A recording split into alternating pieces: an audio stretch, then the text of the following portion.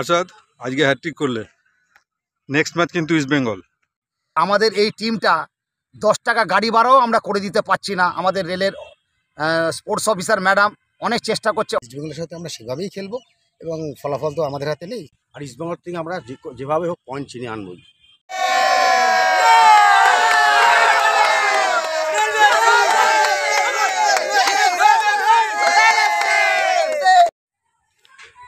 কল্যাণী মাঠে 3-0 করে টালিগঞ্জ অগ্রগামীকে হারিয়ে রেলওয়ে এফসি পরপর 2টি ম্যাচে জয় পেল। এখানে রয়েছেন আজকের হ্যাট্রিক যিনি করেছেন আকসাদ সাউ। টোটাল 2টো হ্যাট্রিক হয়েছে। টালিগঞ্জের একজনের হ্যাট্রিক করেছিল আর আজকে একটা হ্যাট্রিক হলো। প্রশিক্ষকরা রয়েছেন সৈকত মণ্ডল, কৌশিক এবং তপন সাউ। আসাদ আজকে হ্যাট্রিক করলে, নেক্সট ম্যাচ কিন্তু ইস্ট বেঙ্গল, কী ভাবছো? আমরা জিতবো, ম্যাচ মারবো। যেমনি আজকে এফোর্ট দিয়েছি 100%, কোচরা যেরকম বলেছে ওরকম খেলেছি, অমনি ইস্ট বেঙ্গল ম্যাচটাও খেলতে চাই, আমরা জিতবো। সৈকত পরপর 2টো ম্যাচে জয়, জজ টেলিগ্রাফ, তারপরেই আজকে টালিগঞ্জ অগ্রগামী, এবং ফলাফল সেই একই। ওটা 3-1 ছিল, এটা 3-0। তো আজকে খেলাদের ছেলেরা যে খেললো, আগামী ইস্টবেঙ্গল ম্যাচ কী ভাবছো?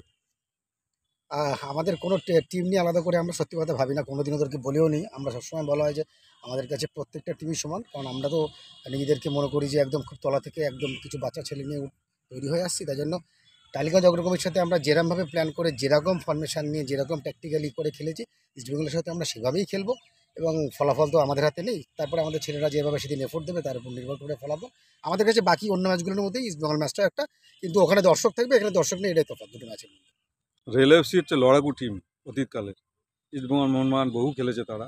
এই যে রেলএফসি টিম যে বিশাল লড়াকু টিম, তার যে আমরা ধারা আজকে বহন করে নিয়ে যাচ্ছি, আমাদের এই টিমটা 10 টাকা গাড়ি ভাড়াও আমরা করে দিতে পারছি না। আমাদের রেলের স্পোর্টস অফিসার ম্যাডাম অনেক চেষ্টা করছে, অনেক বাধ্যবাধকতার মধ্যেও উনি চেষ্টা করছে, কিন্তু এই যে টিম চলে এসছে আজকে রেলের যে লড়াকু ধারা, আমরা আশা করি আগামী ম্যাচগুলো সেইভাবেই আমরা এগিয়ে চলবো। আমরা নেক্সট ম্যাচের জন্য অপেক্ষা করছি। আমরা এরকমই ফুটবল আমরা উপহার দেবো, এটাই আশা রাখি।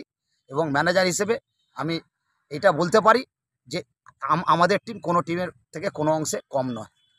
কৌশিক, ওইটাতে 3-1 ছিল, এটা 3-0, অর্থাৎ তোমার গোলকিপার গোল খায়নি কোনো।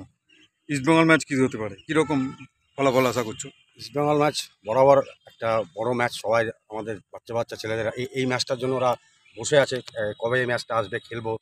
আর যেহেতু আমরা পরপর 2টো ম্যাচ জিতেছি, একটা মানে ফুল কনফিডেন্স ওদের চলে এসছে। আশা করি এই ম্যাচটা, ইস্টবেঙ্গল ম্যাচটা ওরা উজাড় করে দেবে, আর ইস্টবেঙ্গল থেকে আমরা যেভাবে হোক পয়েন্ট চিনে আনবই।